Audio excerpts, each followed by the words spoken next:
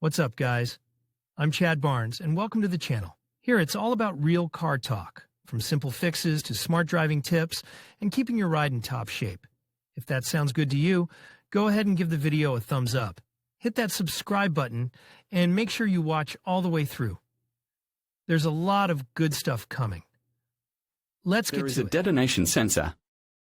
The main message of experts is the following: the use of low-octane gasoline is threatened only by the risk of detonation, but the very fact of having a detonation sensor will not allow this very detonation to begin, and therefore, there is nothing dangerous in reducing the octane number of gasoline. Well, there is much to discuss here. Indeed, the first priority of the detonation sensor is to hear the noise and transmit the information to the engine control unit. The resonance sensor itself will determine that the sound is caused by detonation. The broadband sensor will simply send a signal to the block about the noise, giving the latter an opportunity to understand its nature independently, but they have the same essence. To prevent the occurrence of this dangerous phenomenon. In general, the expert was right. But he didn't go any further, and for nothing. What could be the cause of detonation?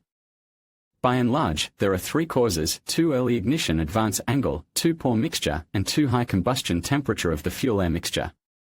But these three troubles have their own reasons, and they are extremely diverse. Low-quality gasoline, fuel system malfunctions, incorrect operation of the control oxygen sensor, lambda, and many other things may be to blame.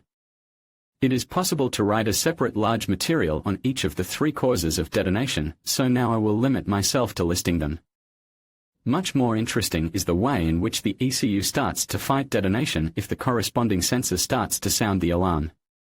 It is logical that the initial measures will be mirrored, shifting the ignition angle to a later one, retards for each cylinder to a certain angle, and injection of additional fuel for cooling, which is correctly called additional fuel enrichment. When the enriched mixture burns, the temperature will be lower, which reduces the risk of detonation.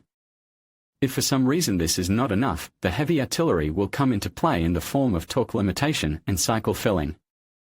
Theoretically, the fight with detonation can be considered over, and thanks to the detonation sensor nothing bad should really happen to the engine. But it does. Price of the question: let's start with an optimistic scenario. The detonation sensor has worked as it should, and there is really no detonation. At what price was this achieved? First, by enriching the mixture. This leads to higher fuel consumption, and for some direct injection engines, rapid growth of deposits on pistons and valves. It is impossible to simply lower the combustion temperature of the fuel-air mixture and exhaust gases without causing a host of consequences. The growth of carbonaceous deposits is inevitable, which hinders the operation of the exhaust gas recirculation system. And this, in turn, will lead to an increase in nitrogen oxides in the exhaust, with which EGR, in general, and should fight. But if its valve is overgrown with unburned soot, it simply jams. This results in a vicious and rather vicious circle of malfunctions. Secondly, a later ignition will lead to a reduction in power and, again, to an increase in fuel consumption, at least because of the desire to press the accelerator pedal more actively. Besides, there is a value of the maximum angle by which ignition can be made later. Usually it is 10 to 15 degrees. This is quite a lot, so the behavior of the car will change noticeably. If retards, periodic changes of the ignition advance angle towards a later one, do not stop detonation, the torque model, obeying the instructions of its limiters, will start limiting the torque demanded by the driver by the accelerator pedal position.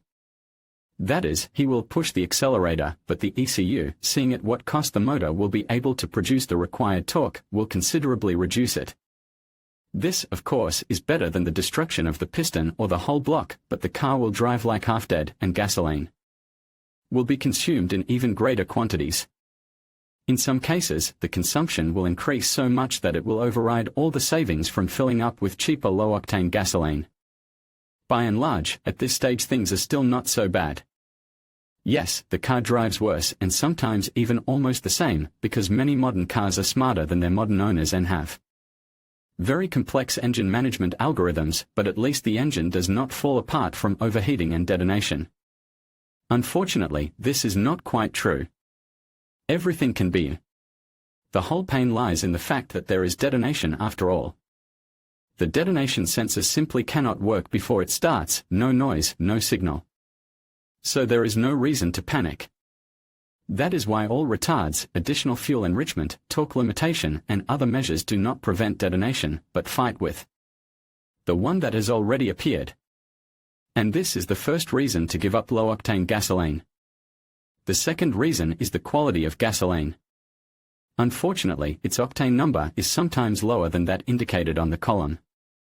In big cities and at good gas stations it is more and more difficult to encounter this, but on the highway and at a strange-looking gas station it is easy. Therefore, it is always desirable to have at least some reserve of detonation resistance. The third reason is a case when both bad gasoline and its low octane number occur at the same time. It is already difficult for a motor designed for 95 grade gasoline to drive on 92 grade gasoline, and then the quality is also poor. This is a direct way to both power loss and detonation. The fourth is the sad fact that car sensors are not able to work flawlessly for 20 years and 200,000 kilometers. And nothing prevents the same detonation sensor to go a little crazy and overestimate the sensitivity threshold. In this case, the engine will be ringing with all its parts, but the ECU will not receive a signal of danger. And if all this is superimposed on incorrect data from the airflow meter, exhaust gas temperature sensor, lambda probes and other sensors, the engine can be ruined very quickly. And completely unnoticed by yourself, so economical and cunning. And finally, the last one.